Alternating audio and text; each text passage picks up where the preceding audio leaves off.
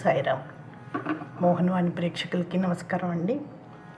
ఏకాదశి సూత్రాల్లో ఈరోజు 5వదైన సమాధి నుండే సర్వకార్యములు నిర్వహించేదను.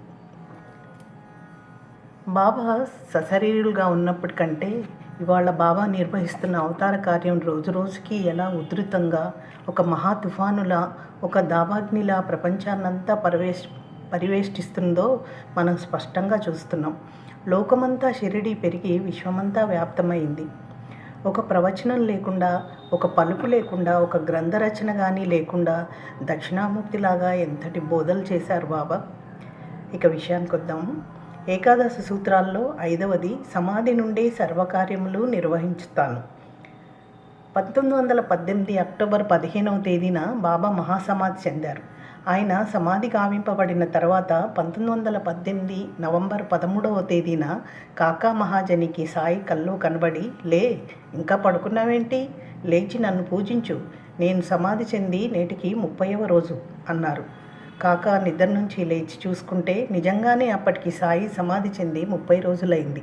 వెంటనే అతను కాకాసాహెబ్ దీక్షిత్ని, ప్రధాన్ని, దాబోల్కర్ని పిలిచి మాసిక కార్యక్రమాలు నిర్వహించి అందరినీ పిలిచి భోజనాలు పెట్టారు. ఆ రోజంతా బాబా నామంతో భజనలతో గడిపారు. దీన్ని బట్టి బాబా దేహదారిగా ఎలా కార్యక్రమాలు నిర్వహించారో దేహానంతరం కూడా అలానే సమాధి ద్వారా నిర్వహిస్తున్నారు. నేను లేకున్నా సమాధి నుండే నా సర్వకార్యాలు నిర్వహిస్తాను అని భక్తులకు అభయం ఇచ్చి నిలబెట్టుకుంటూనే ఉన్నారు.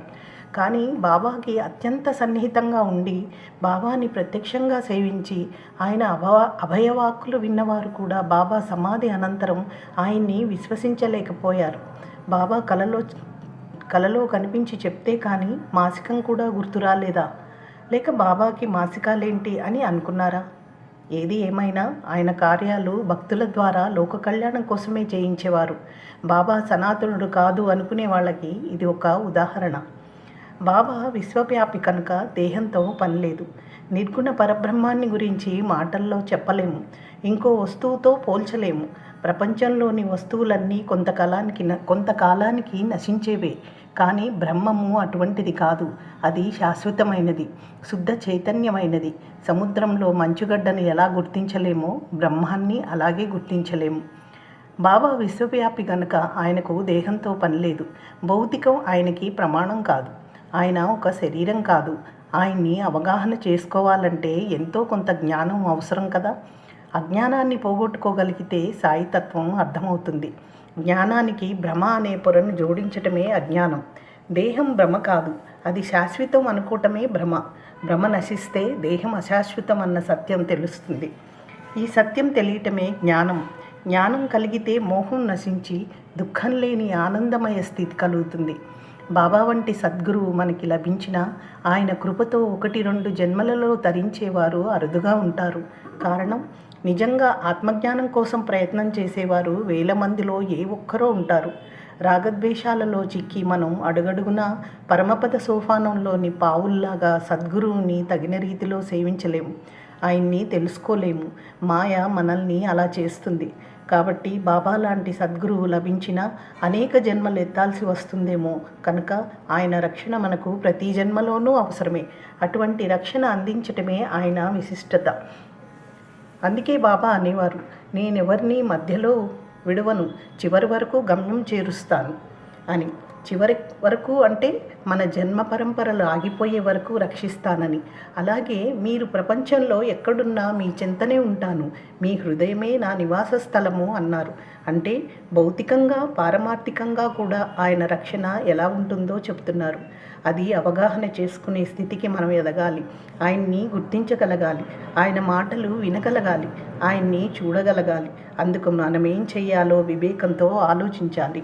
సర్వవ్యాపి, సర్వశక్తి సమన్వితుడు, సకల స్వరూపుడు అయిన బాబా గురించి పూర్తిగా తెలుసుకోవటం మానవ మాతృలైన మనకు సాధ్యమా? సాధ్యమంటే సాధ్యమే, లేదు అనుకుంటే లేదు. సాధనమున ఏదైనా సాధ్యమే కదా. విద్యుత్ దీపం వెలగాలంటే దానిలోకి ప్రసరించే విద్యుత్ యొక్క మీటని నొక్కాలి, అప్పుడే ఆ దీపం వెలుగుతుంది. అలాగే అదృశ్య రూపంలో ఉన్న మన దైవాన్ని అనుభూతి చెందాలంటే ఆర్తితో కూడిన ప్రార్థన అన్న మీటని నొక్కాలి. అప్పుడు భగవంతుని దివ్యకాంతి ప్రసరిస్తుంది. అప్పుడు ఆయన్ని చూడగలం. అందరి హృదయాలను పాలించేది బాబానే, అందరి హృదయాలలో నివసించేది ఆయనే. ఆయనే సూత్రధారి, సృష్టి స్థితి లయకారకుడు ఆయనే, శక్తినిచ్చే జగన్మాత, చరాచర జీవకోటి అంతా ఆయనే అయినప్పుడు సర్వకార్యాలు సమాధి నుంచే నిర్వహించటం ఆయనకు ఒక లెక్క. సంపూర్ణమైన ఆధ్యాత్మిక తత్వమే శ్రీ సాయి. ఆయన సమాధి స్థితి మన జీవన రథానికి సారథిగా ఉండి సర్వకార్యాలు నిర్వర్తిస్తోంది. తన కార్యాలలో అతి ముఖ్యమైన కార్యాలు కూడా ఉన్నాయి. వాటిని సర్వకార్యాలుగా భావించవచ్చు. వాటి కోసమే బాబా అవతారం, షిరిడీ నివాసం. వారి ముఖ్య కార్యక్రమాలు ఆత్మసాక్షాత్కారం, జన్మరాహిత్యం, మోక్షం. ఇవి 3 బాబా నిర్వహించే అతి ప్రధాన కార్యక్రమాలు. త్రిమూర్తులకు అతీతంగా గురుస్వరూపమై మనల్ని జీవన పరమార్థం వైపు పయనింపచేసి సర్వకార్యాలు నెరవేరుస్తున్నారు. బాబా వారు ఏ లీల చేసినా, ఏ కార్యం నెరవేర్చినా దాని వెనుక తన గొప్పతనం చాటుకోవడానికి కాక లోక కళ్యాణం కోసమే ఉండేది. తాను నిర్గుణ రూపంలో నిరాకార తత్వంలో సంచరిస్తూ ఉంటానని చెప్పారు. బాబావారు తన గురువుని పరబ్రహ్మగా ఆరాధించి వారిలో ఐక్యమై జీవించారు. బాబా మృత్యుంజయుడు కాబట్టే సర్వకార్యాలు ఈనాటికి నిర్వర్తిస్తున్నారు. మనం కూడా ఒక అడుగైనా ముందుకు వేయకపోతే ఎలా? కాబట్టి మనం మన చిత్తవృత్తుల్ని, అహంకారాన్ని, మమకారాల్ని విడిచి మనస, వాచ, కర్మణ బాబా తత్వంలో ఉంటే మన జన్మలు కర్మబంధాలు తొలగించుకున్న వాళ్ళమవుతాం. ఎవరికి ఏది కావలిస్తే అది ఇవ్వగలను, కానీ పుచ్చుకునే యోగ్యత ఉందో లేదో నేను మొదట పరీక్షిస్తాను అన్నారు బాబా. మరి మనం ఆ యోగ్యతను, అర్హతను సంపాదించాలా అన్నది ఎవరికి వారు నిర్ణయించుకోవాల్సిందే. మరి జై సాయిరామ్. మోహనవాణి తెలుగు పాడ్కాస్ట్ సమర్పించు ఉపాధ్యాయుల వచన భగవద్గీత ప్రతి గురువారం మరియు శనివారం సాయంత్రం 7 గంటలకు మీ మోహనవాణి తెలుగు పాడ్కాస్ట్ ఛానల్లో వినండి, వినిపించండి, వింటూనే ఉండండి. ఉపాధ్యాయుల వచన భగవద్గీత మీకోసం.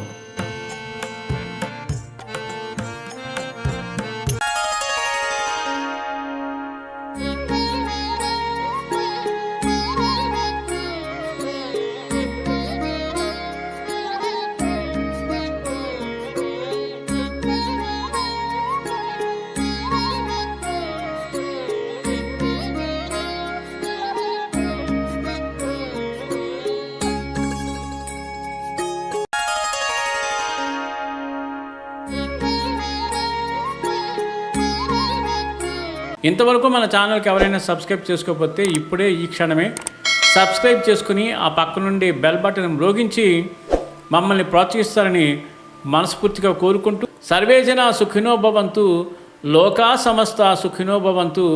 ధన్యవాదాలు. స్వస్తి.